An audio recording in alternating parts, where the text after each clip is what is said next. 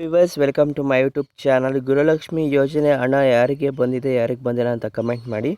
ನೋಡಿ, ಈಗ 8ನೇ ಕಂತಿನ 2,000 ರೂಪಾಯಿ ಹಣ ಬಿಡುಗಡೆ ಮಾಡಿದರಂತೆ. ಯಾವ ಡಿಸ್ಟಿಕಲ್ಲಿ ಬಿಡುಗಡೆ ಮಾಡಿದರೆ ಯಾರ್ಯಾರಿಗೆ ಹೋಗಿದೆ ಅಂತ ಕಮೆಂಟ್ ಮಾಡಿ. ಬನ್ನಿ ವಿಡಿಯೋ ಶುರು ಮಾಡೋಣ. ಅದಕ್ಕಿಂತ ಮುಂಚೆ ಯಾರಾದರೂ ಹೊಸ್ತಾ ನೋಡ್ತಾ ಇದ್ದಾರೆ ಪ್ಲೀಸ್ ಸಬ್ಸ್ಕ್ರೈಬ್ ಮಾಡ್ಕೊಳ್ಳಿ.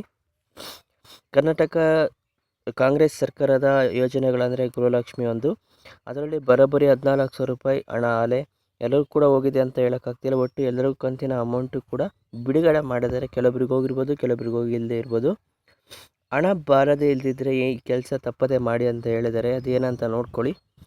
ಗೃಹಲಕ್ಷ್ಮಿ ಯೋಜನೆ DBT ಹಣ ಆಟೋಮೆಟಿಕ್ ಪ್ರೋಸೆಸ್ ಆಗಿದ್ದು ನಿಮ್ಮ ಎಲ್ಲ ದಾಖಲೆಗಳು ಸರಿಯಾಗಿರಬೇಕು. ಒಂದು ವೇಳೆ ಹೆಸರಿನಲ್ಲಿ ಮಿಸ್ ಮ್ಯಾಚ್ ಆದಲ್ಲಿ ಅಥವಾ ಬ್ಯಾಂಕ್ KYC ಆಗದೇ ಇದ್ದ ಪಕ್ಷದಲ್ಲಿ ಹಣ ಬಿಡುಗಡೆ ಆಗದಿದ್ದರೂ ನಿಮ್ಮ ಬ್ಯಾಂಕ್ ಖಾತೆಗೆ ಬರೋದಿಲ್ಲ. ಹಾಗಾಗಿ ಈ ಕೆಳಗೆ ಕೆಲಸ ಮಾಡಿ. ಕಡ್ಡಾಯ ಬ್ಯಾಂಕ್ ಖಾತೆಗೆ ಹೊಂದಿರುವ ಎಲ್ಲ ಗ್ರಾಹಕರಿಗೆ ಈ KYC ಕಡ್ಡಾಯವಾಗಿ ಆಗಿರಬೇಕು. ಎಲ್ಲರೂ ಕೂಡ ರೇಷನ್ ಕಾರ್ಡ್ ಇರೋರೆಲ್ಲರೂ ಕೂಡ KYC ಆಗಿರಬೇಕು. ನೆಕ್ಸ್ಟ್ ಬ್ಯಾಂಕ್ ಖಾತೆಗೆ ಈ KYC ಅಪ್ಡೇಟ್ ತಪ್ಪದೆ ಮಾಡಿಸಿರಬೇಕು. ಆಧಾರ್ ಕಾರ್ಡ್ ಅಪ್ಡೇಟ್ ಮಾಡಿಸಿಕೊಳ್ಳಲು ಸರ್ಕಾರ ಉಚಿತವಾಗಿ ಜೂನ್ 14, 2024 ಮಾಡಿಸಲು ಅವಕಾಶ ಕೊಟ್ಟಿದೆ.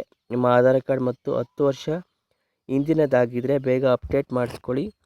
ಓಕೆನಾ. ಬ್ಯಾಂಕ್ ಖಾತೆಗೆ ಅಪ್ಡೇಟ್ ಆಗಿದ್ದರೆ ನಿಮ್ಮ ಕೆಲಸ ಯಾವುದೂ ಆಗುತ್ತಿಲ್ಲ.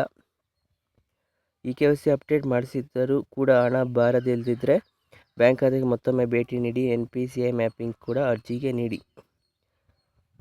ಅಲ್ಲದೆ ನಿಮ್ಮ ರೇಷನ್ ಕಾರ್ಡ್ ಮತ್ತು ಆಧಾರ್ ಕಾರ್ಡ್ ಕಡ್ಡಾಯವಾಗಿ ಲಿಂಕ್ ಆಗಿರಬೇಕು.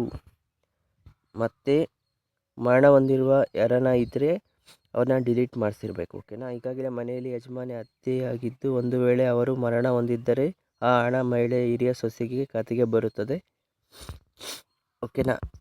ಯೋಜನೆ ಆರಂಭವಾದ ಹೊಸದರಲ್ಲಿ ಅರ್ಜಿ ಸಲ್ಲಿಸುವ ಸಾಕಷ್ಟು ಹಿರಿಯ ಮಹಿಳೆಯರಿಗೆ ಮರಣ ಹೊಂದಿದ್ದರೆ ಈ ಖಾತೆಗೆ ಜಮಾ ಆಗಬೇಕಿತ್ತು. ಹಣ ಯಾವ ಖಾತೆಗೆ ಹೋಗದೆ ಹಲವಾರು ಜನರಿಗೆ ಗೊಂದಲ ಇತ್ತು. ಸರ್ಕಾರ ಪರಿಹಾರ ಕೊಟ್ಟಿದ್ದು, ಕುಟುಂಬದಲ್ಲಿ ಹತ್ಯೆ ಇಲ್ಲದಿದ್ದರೆ ಮರಣ ಹೊಂದಿದ್ದರೆ ಹಿರಿಯ ಸೊಸೆಗೆ ತಮ್ಮ ಖಾತೆಗೆ ಅಮೌಂಟು ಟ್ರಾನ್ಸ್ಫರ್ ಆಗುತ್ತಂತೆ. ಓಕೆನಾ.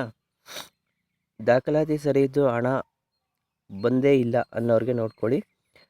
ಎಲ್ಲ ಮಾಹಿತಿ ಸರಿಯಿದ್ದು ನನಗೆ ಹಣ ಬಂದಿಲ್ಲ ಎನ್ನುವ ಸಾಕಷ್ಟು ಜನರಿದ್ದಾರೆ. ಆದರೆ ಹಣ ಬಾರದಿರುವುದಕ್ಕೆ ಏನಾದರೂ ಒಂದು ಕಾರಣ ಇದ್ದೇ ಇರುತ್ತದೆ.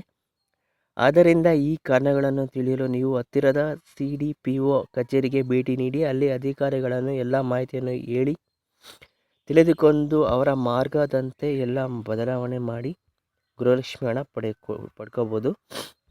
8ನೇ ಕಂತಿನ ಹಣ ಬಿಡುಗಡೆ ಆಗಿದೆ ಅಂತ ಹೇಳ್ತಿದ್ದಾರೆ. ಈಗಾಗಲೇ 7ನೇ ಕಂತಿನ ಫೆಬ್ರವರಿ ತಿಂಗಳ ಹಣ ಸಾಕಷ್ಟು ಮಹಿಳೆಯರಿಗೆ ಮಾರ್ಚ್ ಕೊನೆಯಲ್ಲಿ ವಾರದಲ್ಲಿ ಬಂದು ತಲುಪಿದೆ. ನಮಗೂ ಕೂಡ ಅಮೌಂಟ್ ಬಂದಿದೆ. ನಿಮಗೂ ಬಂದಿದ್ದರೆ ಕಮೆಂಟ್ ಮಾಡಿ.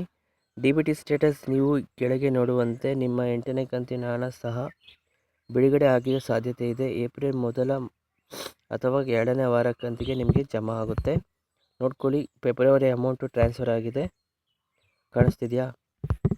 ಎಲ್ಲರೂ ಕೂಡ ಅಮೌಂಟ್ ಬಂದಿದೆ. ನಿಮಗೂ ಕೂಡ ಬಂದಿದೆ ಅಂದ್ಕೊತೀನಿ. ಬಂದಿಲ್ಲ ಅಂದರೆ ಕಮೆಂಟ್ ಮಾಡಿ. ಇದೇ ರೀತಿ ನೋಡ್ತಾರೆ. Thank you for watching this video. Take care. Bye.